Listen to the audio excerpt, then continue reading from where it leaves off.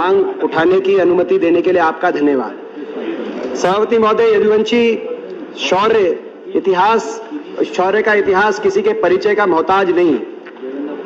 यदुवंशी शौर्य गाथा का संक्षिप्त मैं वर्णन करूं, उसमें विशेषकर मैं अहिरवाल क्षेत्र का भी संक्षिप्त परिचय देना चाहता हूं, जो दिल्ली के डाबर क्षेत्र से दक्षिणी हरियाणा और पूर्व उत्तरी राजस्थान तक ये क्षेत्र आता है। यदुवंशी समाज में जो समाज हल और हथियार से जिस समाज का बहुत पुराना नाता है, और ये अहिरवाल क्षेत्र, इस क्षेत्र में कन कन में, कोने कोने में, इस क्षेत्र में जय जवान का नारा अगर गूंजता है, कहीं प्रतीक है, तो अहिरवाल क्षेत्र है। देशभक्त ये इलाका है। जब जब देश में कोई आक्रमण हुआ, इतिहास ये बताता है, चाहे वो 1398 तैमूर के आक्रमण के समय दुर्जन साल सिंह और जगराम सिंह जैसे वीर योद्धाओं की वीरता से आक्रमणकारियों का सामना किया गया हो, चाहे वो 1739 में नादिर शाह के आक्रमण के समय रेवाड़ी नरेश राव बालकिशन के नेतृत्व में 5000 अहीर भाइयों ने सीमाओं की रक्षा करते अपना बलिदान दिया, या 1857 की क्रांति हो, जिस क्रांति में अहिरवाल नरेश राव तुलाराम जी के शौर्य गाथा को कौन नहीं जानता, उनकी वीर गाथा को, और अहीर भाइयों की वीर गाथा को कोई नहीं जानता। चाहे उसका खामियाजा भी भुगतना पड़ा,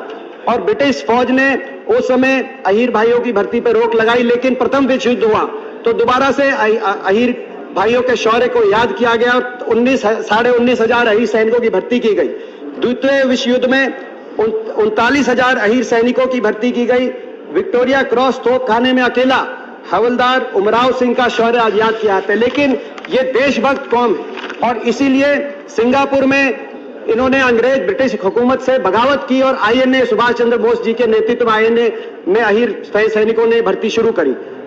चाहे आजादी के बाद का इतिहास हो, 1947-48 में कश्मीर पे पाकिस्तान के आक्रमण को रोकते हुए रेजांगला 1962 रेजांगला की लड़ाई में 120 अहीर सैनिकों ने 5000 चीनी सैनिकों से मोर्चा संभाला और चुशुल एयरपोर्ट को दुश्मन के कब्जे से बचाने का काम किया। 1965 के भारत पाकिस्तान युद्ध की बात हो, 71 के भारत पाकिस्तान युद्ध की बात हो, या कारगिल की बात हो, अनेकों परमवीर चक्र, वीर चक्र, महावीर चक्र अर्जित अहीर भाइयों ने किए। तो मेरा आपसे मांग है, जब जब देश पे कोई हमला हुआ, आक्रमण हुआ, जय जय जय यादव जय माधव का नारा गूंजा। अब समय आ गया है कि भारतीय फौज में अहीर रेजिमेंट की स्थापना की जाए। मैं स्वयं आखिर में अपनी बात समाप्त करते हुए कहना चाहता हूं, मेरा भी इलाका पड़ता है, मैं 17 साल से सांसद हूं, शायद ही कोई महीना ऐसा ना जाता हो कि बॉर्डर से कोई डेड बॉडी, कोई शहीद की डेड बॉडी वापस ना आती हो, और शहीद की प्रतिमा। टाइम हो गया, टाइम